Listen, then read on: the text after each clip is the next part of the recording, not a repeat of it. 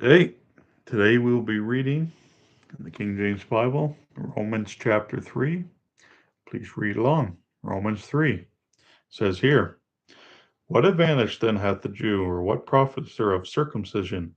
Much every way, chiefly because that unto them were committed the oracles of God.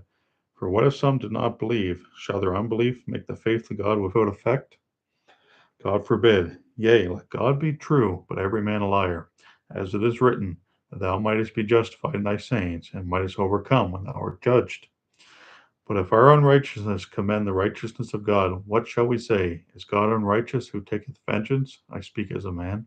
God forbid. For then how shall God judge the world? For if the truth of God hath more abounded through my lie unto his glory, why yet am I also judged as a sinner? And not rather as we be slanderously reported, and as some affirm that we say, Let us do evil that good may come, whose damnation is just. What then? Are we better than they? No, in no wise, for we have before proved both Jews and Gentiles that they are all under sin. As it is written, There is none righteous, no, not one.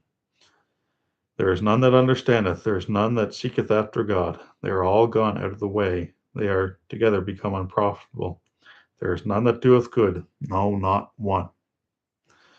Their throat is an open sepulchre. With their tongues they have used deceit. The poison of asp is under their lips, whose mouth is full of cursing and bitterness. Their feet are swift to shed blood. Destruction and misery are in their ways, and the way of peace have they not known. There is no fear of God before their eyes. Now we know that what things soever the law saith, it saith to them who are under the law, that every mouth may be stopped, and all the world may become guilty before God. Therefore by the deeds of the law there shall no flesh be justified in his sight, for by the law is the knowledge of sin. But now the righteousness of God without the law is manifested, being witnessed by the law and the prophets, even the righteousness of God which is by faith of Jesus Christ unto all and upon all them that believe. For there is no difference, for all have sinned and come short of the glory of God, being justified freely by his grace through the redemption that is in Christ Jesus, whom God hath set forth to be a propitiation through faith in his blood, to declare his righteousness, for the remission of sins that are past, through the forbearance of God, to declare, I say, at this time his righteousness, that he might be just, and the justifier of him which believeth in Jesus. Where is thy boasting then? It is excluded. By what law? Of works? Nay, but by the law of faith. Therefore we conclude that a man is justified by faith without the deeds of the law. Is he the God of the Jews only? Is he not also the Gentiles?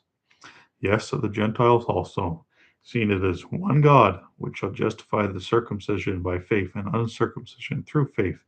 Do we then make void the law through faith? God forbid. Yea, we establish the law. That is Romans chapter 3. Thank you for watching.